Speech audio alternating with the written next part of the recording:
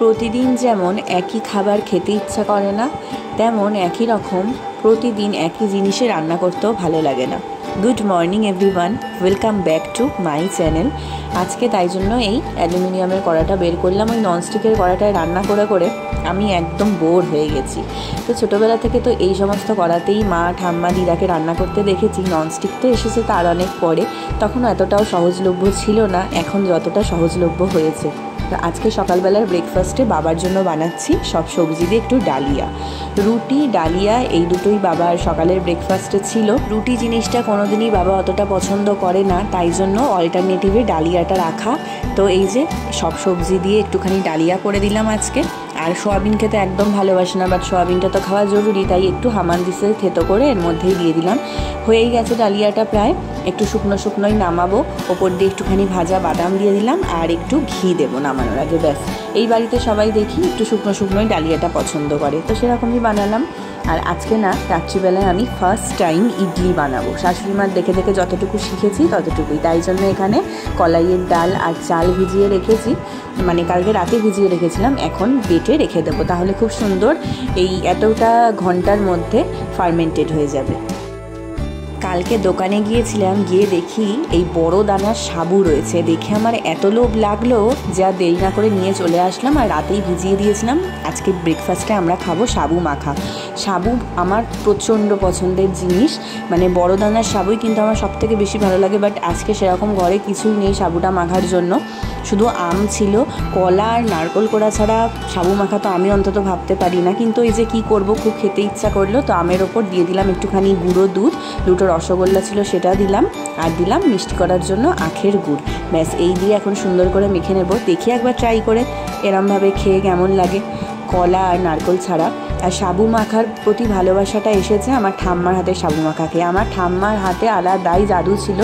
Normal কলা, চিনি আর নারকোল দিয়ে সাবু মাখতো, কিন্তু সেই স্বাদ আমি আজ অবধি আর কারোর হাতে পেলাম না। ব্যাস হয়ে গেছে মাখা। এখন এটাকে আবার কিছুক্ষণের জন্য ফ্রিজে রেখে দেবো, কারণ ঠান্ডা ঠান্ডা সাবু মাখা খেতে না দারুণ লাগে।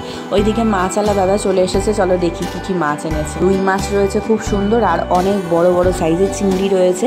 তো আমি একটু চিংড়ি মাছ নিলাম আর রুই মাছও নিলাম। আজকে একটা চিংড়ি মাছের রেসিপি করব, সেই জন্য। এই দাদাটার কাছে তোমাদের বলছিলাম না যে সব মাছই ভালো, ভালো না হলে সে বলে দেয়, আর এত সুন্দর করে দেখো মাছটা কেটেও দেয়, সব মাছই সুন্দর করে কেটে দেয়। এই জন্য আমরা বাজার যেতে না পারলে সব সময় দাদার কাছ থেকেই মাছ নিই। তো এই যে এখন সবাইকে দিচ্ছি, সবাই বলতে আমি, সোনামা আর রাজাধীরাজ আমরাই খাবো। একটা সন্দেশ ছিল, সেটা রাজাধীরাজকেই দিলাম। ওদের দুজনকে আগে দিয়ে দিই, তারপর আমিও খেয়ে নেব। এই যে ঠান্ডা ঠান্ডা সাবু মাখার যে কী স্বাদ, মুখে দিয়ে একদম আমার মনটা যেন জুড়িয়ে গেল। তবে কলা নারকোল ছাড়া কিন্তু খুব একটা খারাপ লাগছিল না। চলো খেতে খেতে ওইদিকে এখন বাজারওয়ালা কাকুও চলে এসছে, দেখি কী কী এনেছে। পছন্দ অনুযায়ী তো আবার সবজিও নিতে হবে। এই কাকুর কাছে মোটামুটি আমাদের কমন যা সবজি আমরা ডেইলি লাইফে রান্না করে থাকি বা খেয়ে থাকি, তা মোটামুটি সবই থাকে। তো আমি আমার পছন্দ মতন কিছু সবজি নিয়েছিলাম, বাট বৃষ্টি নামবে এরকম একটা ভাব হয়েছিল, তাই আর বেশি সময় নিইনি। এই যে যা নিয়েছি সব এখানে এখন জড়ো করেছি, পরে এগুলোকে আমি ঠিকঠাক করে রাখবো। আগে চলো রান্নাতে যাই। অনেক দিন ধরেই ঘরে গাটি কচু পড়ে রয়েছে, তাই জন্য আজকে গাটি কচুটা রান্না করব। ওই জন্যই চিংড়ি মাছটা আরও নিলাম। গাটি কচু খেতে কিন্তু আমার খুব ভালো লাগে, আমার না, আমাদের বাড়ির সবার। তোমরা এতদিনে যারা আমার ব্লগ দেখো তারা তো জেনেই গেছো যে এই বাড়ির আমরা সবাই কচু জিনিসটা প্রচণ্ড পছন্দ করি। তো অনেকগুলোই রয়েছে, এতগুলো করবো না, আজকে কয়েকটা করব চিংড়ি মাছ দিয়ে, আর বাকিগুলো আরেকদিন নিরামিষ করে করব। একটুখানি আলু দিচ্ছি, কারণ ওই কচু আলুর দমের মতন আর কি ব্যাপারটা। মা করতো ছোটোবেলায়, খেতে কিন্তু খুব ভালো লাগে কচু আলুর দম। বেশি আলু দেবো না, যেহেতু অনেকটাই কচু রয়েছে। একটুখানি প্রেশার কুকারে দুটো সিটি দিয়ে নিয়ে একটু নুন দিয়ে, ব্যাস তাহলেই হবে।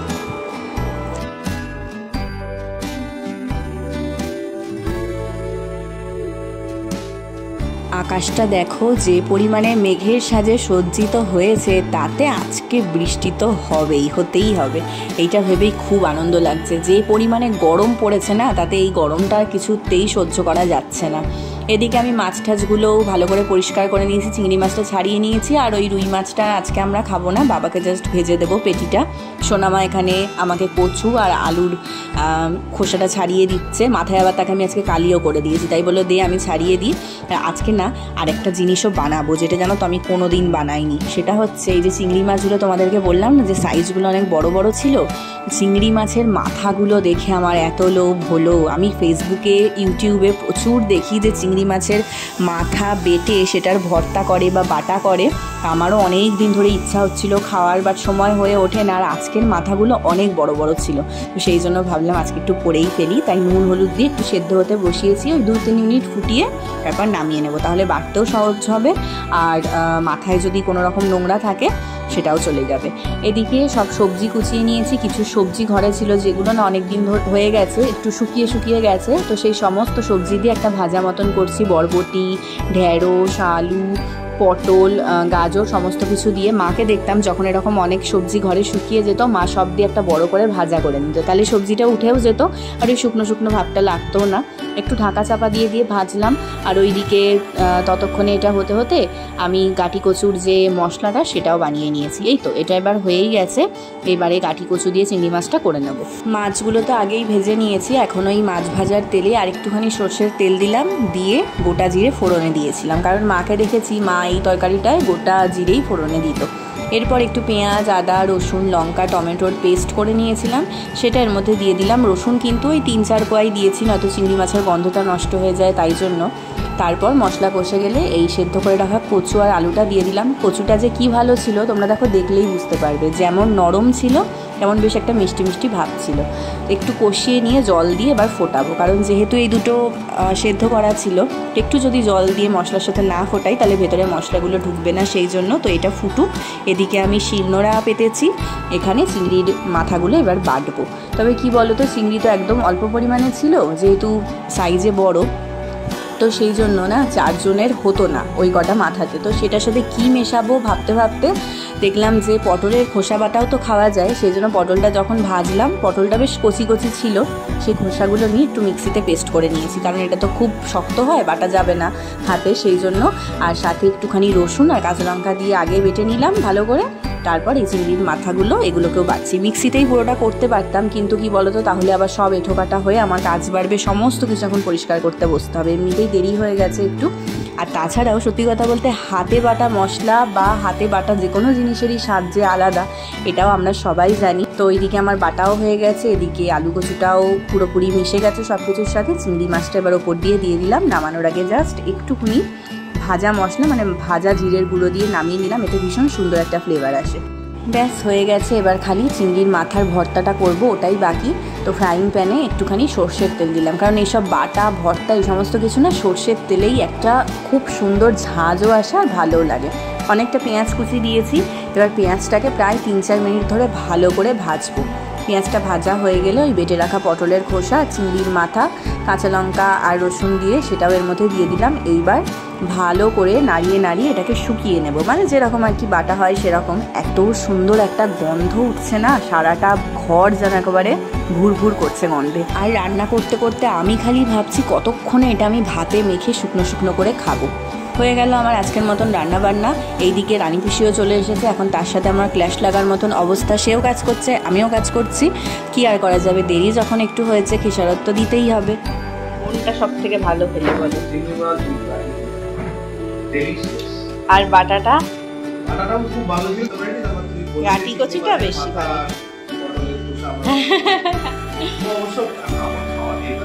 না সত্যি গাটি কচুটা কিন্তু দারুণ হয়েছে, অনেকটা খেয়েছি আমি। গাটি কচুটাও খুব ভালো ছিল, হ্যাঁ সব মিলিয়ে একটা খুব ভালো হয়ে গেছে।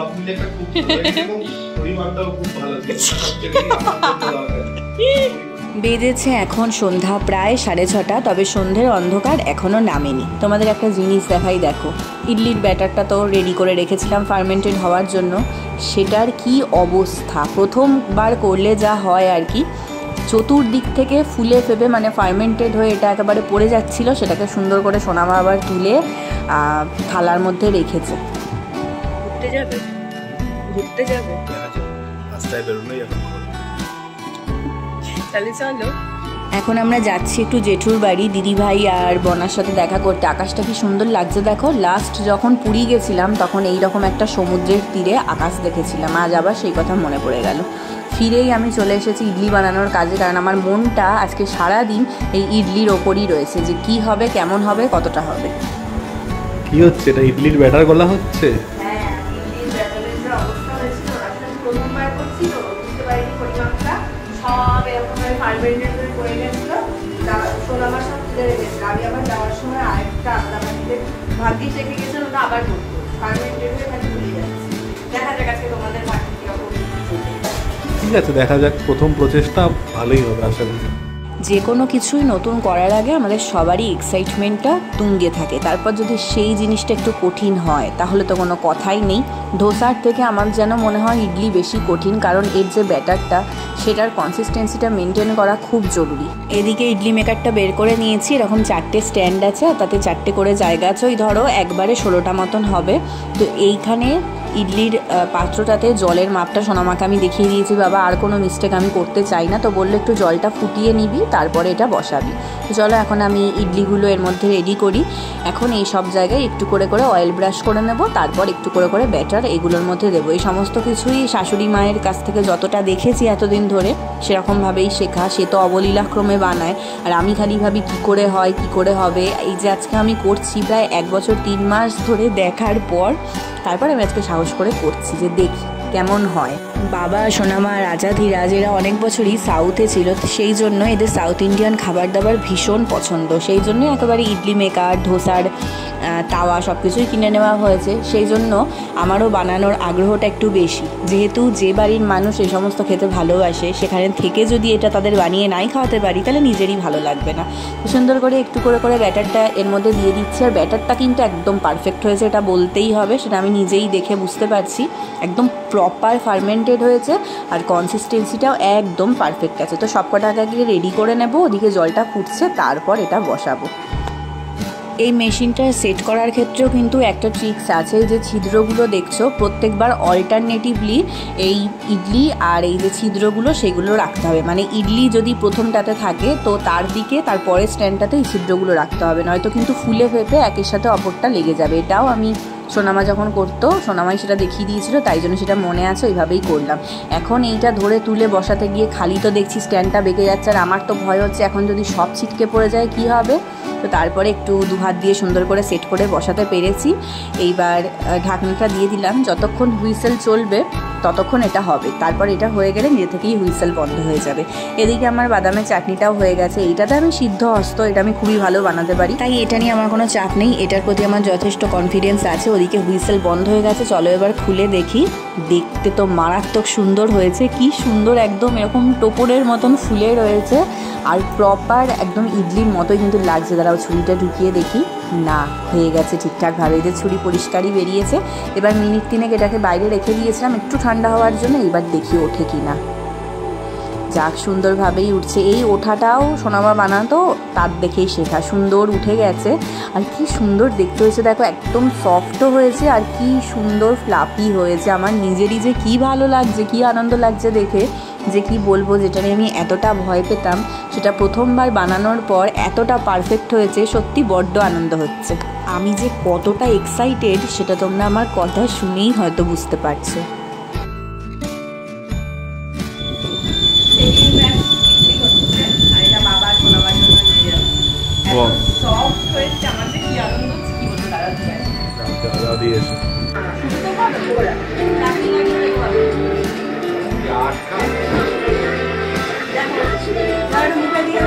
ইডলি বিশারদ ইডলি টেস্ট করছে ফার্স্ট।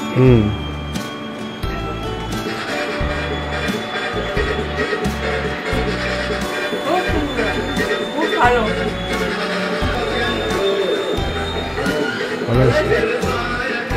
বাবা সোনামা ওদিকে খাচ্ছে, এবার আমরাও আমাদের ইডলিগুলো নিয়ে বসি। দাঁড়াও, আমাদের যে মেন লোক, মানে আমাদের স্বয়ং রাজা ধীরাজ, তিনি কি বলেন দেখি। দেখো কেমন লাগছে।